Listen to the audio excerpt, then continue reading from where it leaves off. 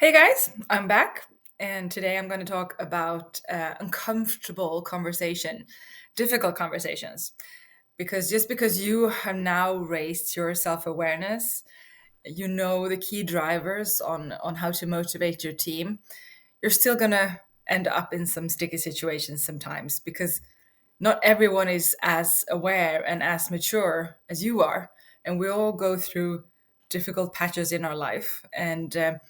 And even though I've told you that there lives a little golden retriever puppy inside us all, it's not always your responsibility to drag that puppy entirely out into the light. You are running a company, you're managing a team. You need to create this compassionate, trusting environment for everyone to feel confident, loved, and seen, and so that they want to contribute.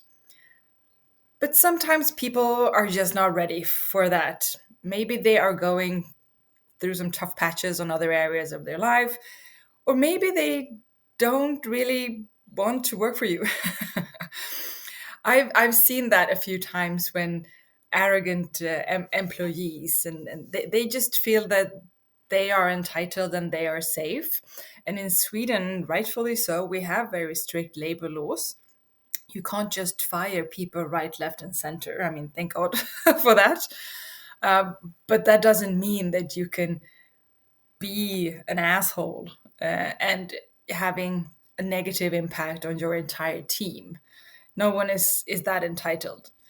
And even though some companies have really beautiful visions of saving the world or ending world hunger or poverty, and yeah, but they still need to make money because if they don't build resilient, self-sufficient teams, if they don't build a company idea and a business model that can is sustainable over time, then that company, the whole existence of that company will be in the hands of how much money the owner actually have and how much money they are willing to just put in the company for it to stay alive. And sorry, at the end of the day, maybe they run out of cash and then the whole company has to be put down, right? So if you have arrogant people in your team who just seems like, yeah, that they don't understand the way the world works, and that they are entitled to work there and someone else need to sort things out. I mean, that's not how it works. And maybe if you have been the bigger person over and over again, you have been supportive, and they have not uh, grabbed that opportunity. They have not taken advantage of the fact that you see them, you hear them. They are not stepping up. Instead, they're just sucking more energy out of you. Well, maybe it's time to make some changes then. Um, yeah. So it is a balancing act. And if you feel that you need to make some changes or you need to have some really uncomfortable conversations, I have two key advice for you. Number one, rip off the band-aid quickly. If you've scheduled a meeting or a call with that employee that is not really making that effort, regardless of the chances you've given them, the support you've given them, they have literally not showed up at the table. Then schedule that call and just immediately, cut to the core and just say why you have summoned them here today. And number two, it needs to be based on data and on facts. In a previous episode, I talked about feedback, that it can't be too general. It has to be specific. You can't say, "Well, you're grumpy all the time," because then that would probably trigger that person. What? I'm not. What do you mean? Since when is it illegal to have a bad day? You don't want to be in that situation where you keep defending yourself for what you put out there. Instead, you make clear comments on I have given you multiple chances to really step up into this role. Maybe you mention dates and times and meetings and assignments and feedbacks and follow-ups that they have not really delivered on. Make it as clear and neutral as possible. Because even if you still have the option of actually firing someone, you don't need to fully explain your line of thought. But as a way of respecting other people and also trying to give them a piece to the puzzle on how they can grow, I think we really owe it to them. And my gosh, I have been in. I've had a lot of difficult conversations with members of staff over the years. In one company, we were in such a rapid growth that after a while, some people, well, the company kind of outgrew some people, or the need and the skills and the personality traits needed for a role could also change over time. And I would say that if that's the case, the person can actually feel it. There was this one person I remember so clearly.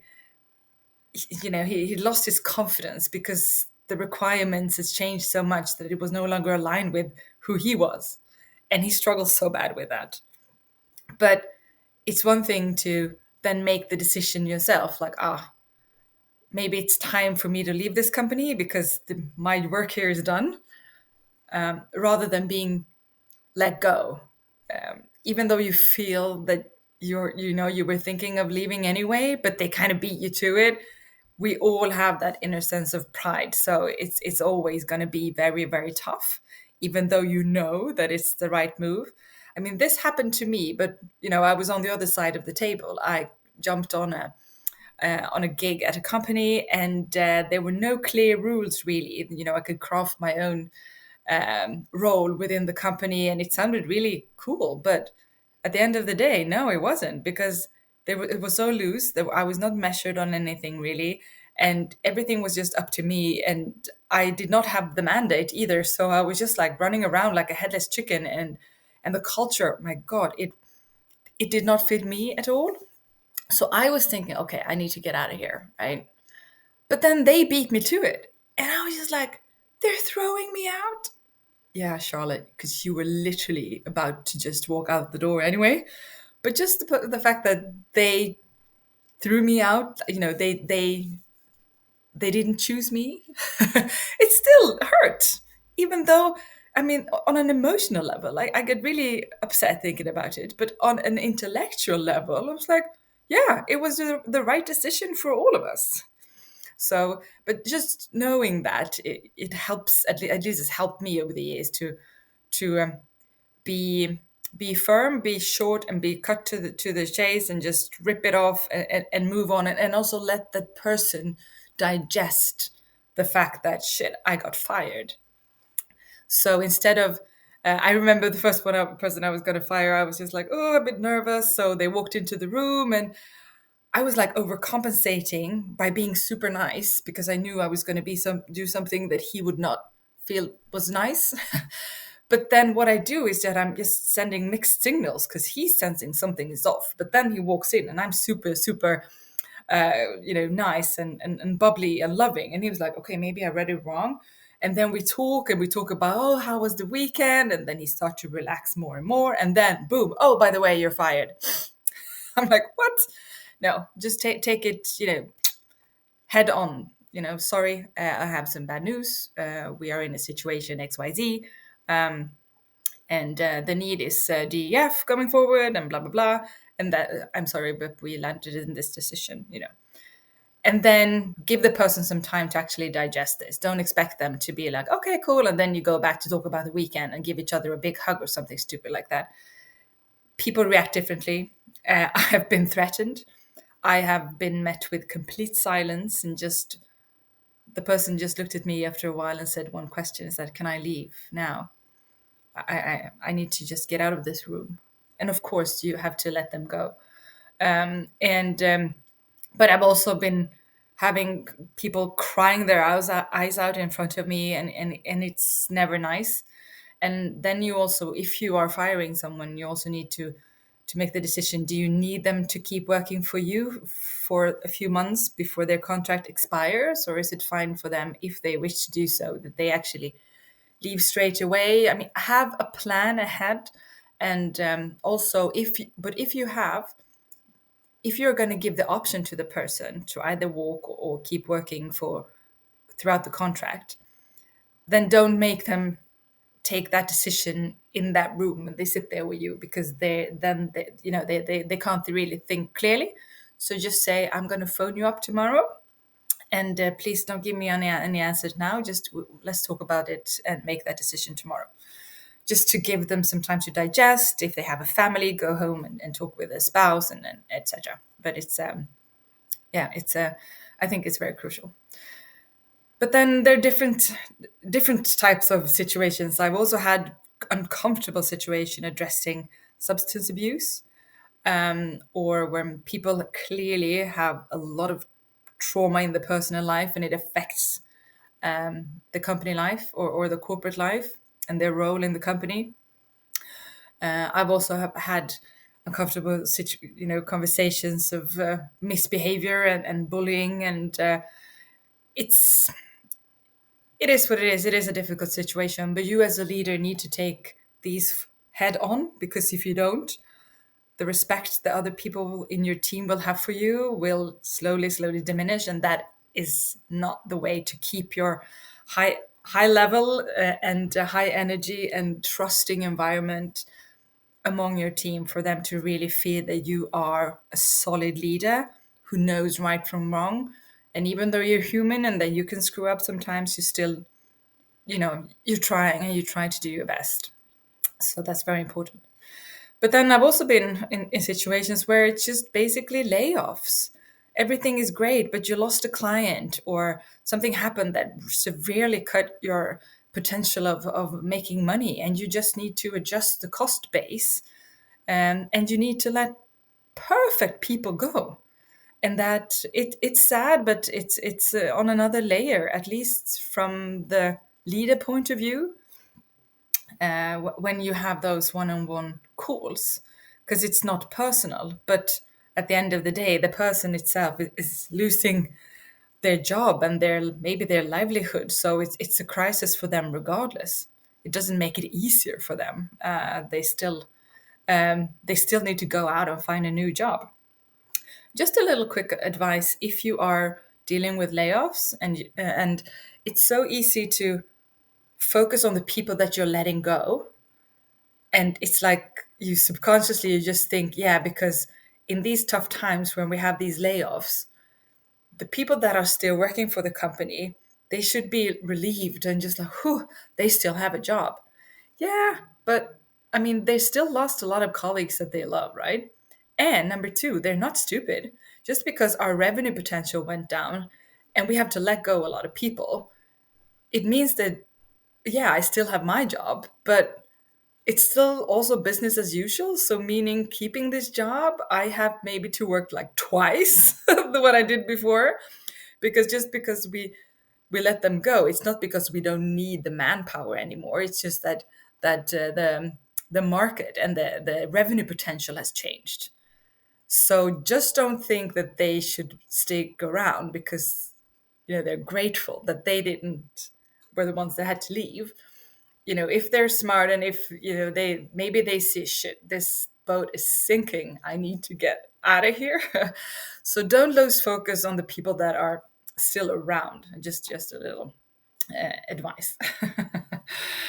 Yeah, so it's not always easy, and but I also want you to know, as a leader and as a manager, yes, you're the responsible, but sometimes you just have to let people go. And I've had a few of these situations that you kind of know quite, intuitively, quite quickly, but then you want to be the bigger person. You want to give people the benefit of the doubt. You want to believe in them. You want to give them that platform. But like I mentioned in previous episodes, I've been in situations where I believed so much in people that I've stressed them out because they don't believe that much in themselves as I did, which could be a problem. Or in this situation, one way of understanding or mapping out where the problem lies is to, if you're a CEO, look at your management team. Are you spending equal amount of time with everyone, or is it always one or two people that you always have to manage a bit more? Maybe you need to approach them in a different way. sometimes maybe you need to put the words out there in a way for them to digest, so it sounds like they are the ones that came up with a brilliant solution. The ego inside you is like, "Argh," but at least you reach your goals. And okay, that is one way of managing your team. But if you keep constantly adjusting, you can also end up losing yourself, if that makes sense. So, going back to the self awareness, knowing how you manage each person in your management team and the support they need. And are you fine with that?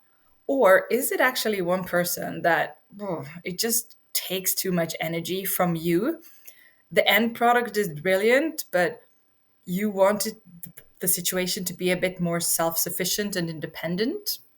Well, there's a hunch right there, that who steals energy from you and how can you manage that? Or, I mean, hey, beggars can't be choosers. If that is the super expert that really shifts the needle, maybe you just have to deal with that person differently, and maybe it's fine then that it takes a bit more energy from you, because no one else could really, handle that situation at this very juncture of our lives, or the company life.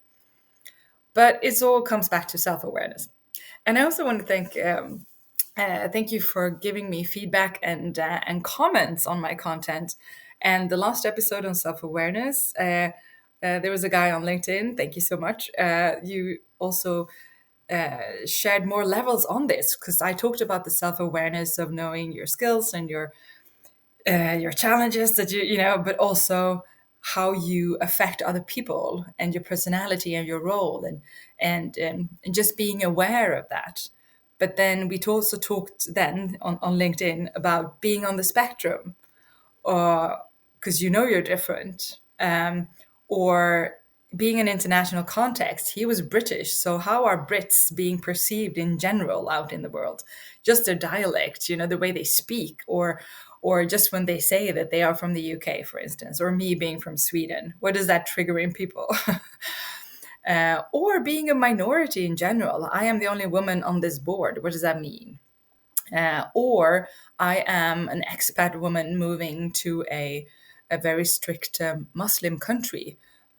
Maybe my way of navigating is actually going to be very different from where I am now, for instance. So all these layers are also, there when it comes to self-awareness. So yeah, I can't stress that enough, to do some introspection and start observing the world around you and how people respond to you, and see what kind of adjustments you can make as well. So yeah, cool. I think that's it for now. So just to wrap it up, if something's off, take the conversation sooner rather than later. Stick to data, and just when you have the meeting, just jump straight into it. Don't you know sugarcoat things about talking about the weekend, or the soccer game last night or whatnot. So just boom, just take it on head on. And even though we are responsible and all that, everything is not your responsibility. And one last a piece of advice: if you're Swedish, I did a short masterclass with Framgångsakademin, where it was like a leadership and team building class for both managers and team members at the same time, just because of this, that it's not just up to the manager or the leader to do all the leading and setting the tone. We as adults working for a company, we also have a responsibility, and we are accountable. We need to show up every day, because if not, we could actually lose our jobs, because it's not charity, like I mentioned early on. So yeah, so if you think it's interesting and you need a bit of a workbook and a setting, you can go to Framgångsakademin and sign up for my online class there. It's called Starka Team. So yeah, and once again, if you like what you are hearing, then please hit the subscription button. And if you like it as well, maybe a little thumbs up. And yeah, watch this space. I will be back shortly with more heart centered leadership advice and thoughts. Bye.